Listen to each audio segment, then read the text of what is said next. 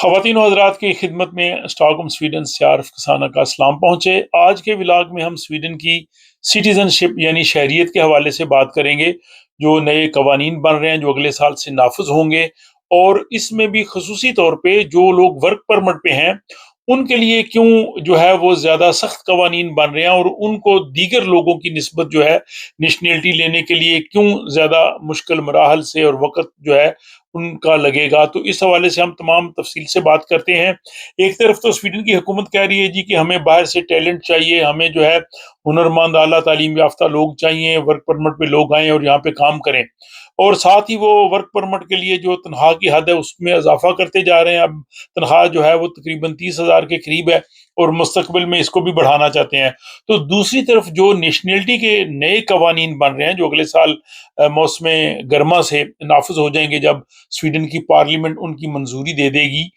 تو وہ کمیٹی کی جو تجاویز سامنے آئی ہیں ان کی روشنی میں بھی ہم یہ دیکھتے ہیں کہ باقی جو مختلف گروپس ہیں، یعنی جو لوگ شادی کر کے یہاں پہ آ رہے ہیں، یا جو اسٹوڈنٹس ہیں، یا جو پینشنر ہیں، یا جو یورپی یونین کے مختلف ملکوں سے یورپی یونین کے جو سٹیزنز ہیں یا ان کے فیملی ممبرز آ رہے ہیں، ان کے لیے تو ٹھیک ہے۔ لیکن جو لوگ ورک پرمٹ پہ آ رہے ہیں، جو یہاں پہ محنت کرتے ہیں، ٹیکس دیتے ہیں، ان کے لیے نیشنلٹی کے قوانین میں بھی ان کے ساتھ ایک طرح سے زیادتی کی جا رہی ہے، اور ان کو زیادہ عرصہ انتظار کرنا پڑے گا نیشنلٹی کا۔ تو یہ سب کیوں ہے اور اس سب کی تفصیل کیا ہے؟ اور اس حوالے سے سویڈن کی ایک ماہر وکیل ہے سیمول وندو، انہوں نے جو اس حوالے سے اپنی جو ہے تحفظات اور اپنی اس حوالے سے جو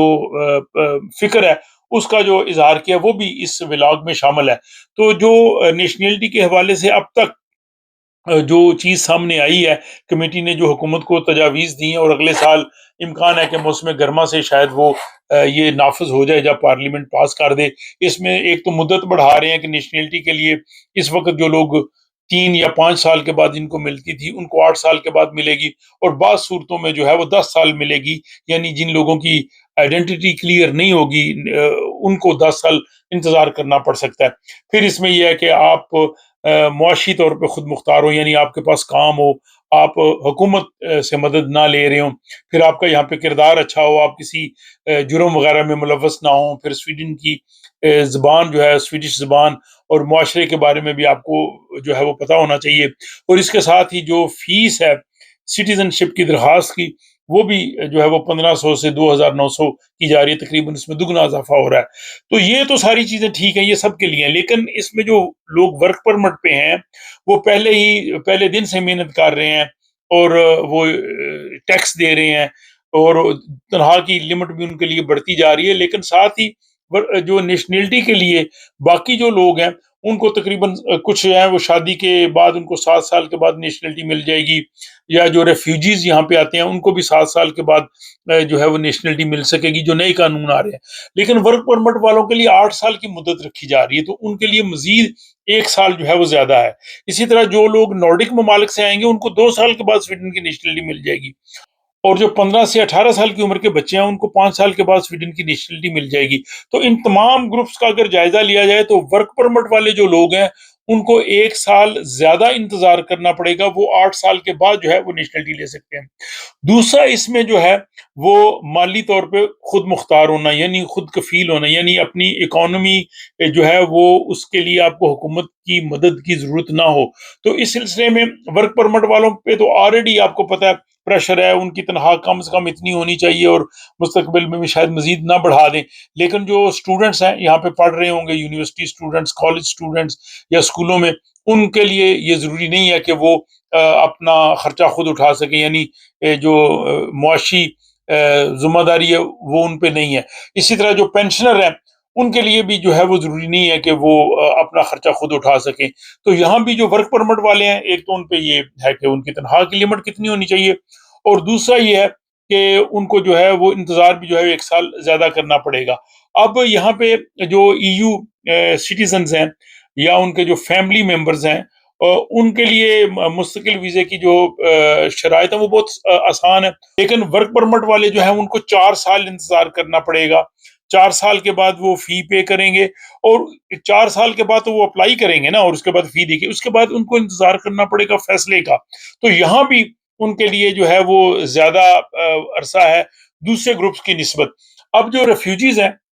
یہ سوال پیدا ہوتا ہے کہ ان کے لیے کیوں آسانی ہے؟ تو اس کی وجہ یہ ہے کہ ایک تو سویڈن نے جو 1951 کا جو جنیوا کنونشن ہے ریفیوجیز کے حوالے سے، اس پہ سائن کیے ہوئے ہیں۔ اس کے بعد یورپی یونین کا ایک معاہدہ تھا 1997 کا، 1997 کا، اس پہ بھی سویڈن نے دستخط کیے ہیں۔ تو ان کی وجہ سے ریفیوجیز کے لیے وہ اتنی چینجز نہیں کر سکتے، لیکن ورک پرمٹ والا جو ہے وہ ان کے اپنے پاس ہے، اور ان کے لیے وہ تبدیلی لا سکتے ہیں۔ یہی وجہ ہے کہ یہاں پہ سیمول وندن، ان کا یہ کہنا ہے کہ یہ ستم ظریفی ہے کہ وہ گروپ جو یہاں پہ آ کے محنت کر رہا ہے، ٹیکس پے کر رہا ہے، کام کر رہا ہے، ان کے لیے جو ہے وہ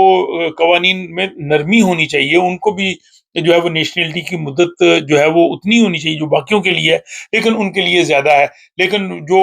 پناہ گزین آتے ہیں، جو ریفیوجیز آتے ہیں، ان کے لیے بھی مشکلات ہیں۔ ان کے لیے مشکلات یہ ہیں کہ ان کو اپنی اپلیکیشن کو پروو کرنا بڑا مشکل ہوتا ہے۔ جن ملکوں سے آئے ہوتے ہیں وہ بہت مشکل ہے۔ پھر ان پہ یہ بھی ہوتا ہے کہ جن ملکوں سے آئے ہیں وہاں کوئی ایسی تنظیم کے ساتھ ان کا تعلق نہ ہو جو کسی نہ کسی طرح سے دہشت گردی سے جڑی ہو، تو ان کے لیے جو ہے وہ ریفیوجیز کے مسائل الگ ہیں، اور جو ورک پرمٹ والے ہیں ان کے مسائل الگ ہیں۔ انہی چیزوں کی وضاحت کرتے ہوئے سیمول وندن، جو کہ اس حوالے سے ہیں، اور ان کے بہت سے کلائنٹ جو ہیں وہ رنگے بی کے علاقے سے ہیں، بہت سے جو ہے وہ مسلمان بھی ان کے کلائنٹ ہیں، انہوں نے کہا جی کہ ان کے لیے بھی بہت مشکلات پیش آتی ہیں ان کی سیکیورٹی چیک کے حوالے سے، اور بعض ملکوں سے جو لوگ آتے ہیں ان کی جو ڈیٹ آف برتھ ہے اور ان کے نام کے جو سپیلنگ ہے، ان کا بڑا مسئلہ بنتا ہے کہ جب ان کا برتھ سرٹیفکیٹ ہوتا ہے اس میں نام کے سپیلنگ کچھ اور ہوتے ہیں، جب وہ یہاں پہ اپلائی کرتے ہیں کچھ اور ہوتے ہیں، اور اسی طرح جو ہے وہ ان کی تاریخ پیدائش، اس میں بھی بڑا پرابلم ہوتا ہے۔ بعض ملکوں سے لوگ ایسے آتے ہیں جہاں پہ اس طرح کی ڈاکومنٹیشن نہیں ہے یا اس طرح سے ریکارڈ نہیں ہے جیسے سویڈن میں ہے، لیکن سویڈن کے حکام جو ہیں وہ ان کے لیے جو ہے وہ اس چیز کو نہیں سمجھ پاتے، اور وہ سمجھتے ہیں کہ جیسے سویڈن میں ہے ایسا سلسلہ ہی وہیں پہ ہوگا۔ دوسرا جو ہے ان کے لیے یہ ہوتا ہے کہ ان کی وہاں پہ کسی ایسی تنظیم کے ساتھ تعلق نہ ہو جو کسی نہ کسی طرح سے ایسی سرگرمیوں میں ملوث ہو جو سویڈن کی یہاں کی ایجنسیز جو ہیں وہ ان کو کلیئر نہ کریں۔ اس حوالے سے وضاحت کرتے ہوئے سیمول وندن کا یہ کہنا تھا کہ 2023 سے پہلے ورک پرمٹ کے ذریعے سویڈن میں سیٹلمنٹ بہت آسان تھی، اور میرا لوگوں کے لیے یہی مشورہ ہوتا تھا، لیکن اب صورتحال کافی بدل گئی ہے۔ تو خلاصہ اس سارے ولاگ کا یہ ہے کہ ایک تو شہریت کے لیے، نیشنلٹی کے لیے مزید جو ہے وہ شرائط جو ہے وہ سخت کی جا رہی ہیں، لیکن جو لوگ جو ہیں ورک پرمٹ پہ ہیں ان کے لیے جو ہے وہ باقی گروپس کی نسبت جو ہے وہ مزید شرائط زیادہ ہیں، ان کو نیشنلٹی کے لیے بھی زیادہ انتظار کرنا پڑتا ہے۔ دوسرا جو ریفیوجیز ہیں جو مختلف ممالک سے آئے ہیں ان کے لیے، اور خصوصاً جو مسلمان پناہ گزین ہیں ان کے لیے جو ہیں وہ اور مشکلات ہیں۔ تو یہ جناب نیشنلٹی کے حوالے سے، اور خصوصاً جو ورک پرمٹ پہ لوگ ہیں ان کے حوالے سے صورتحال تھی جو میں نے اس ولاگ کی صورت میں آپ کی خدمت میں پیش کی ہے۔ یہ ولاگ آپ کو کیسا لگا؟ اپنی رائے کا اظہار کمنٹ باکس میں ضرور کیجیے، اور اس حوالے سے اگر آپ کے پاس بھی کچھ معلومات ہوں، رائے ہوں، مشورے ہوں تو وہ بھی ضرور لکھیے گا، اور اگر یہ پسند آئے تو اپنے دوست احباب کے ساتھ اس کو شیئر کر سکتے ہیں، اور ساتھ ہی مجھے اگلے ولاگ تک کے لیے اجازت دیں۔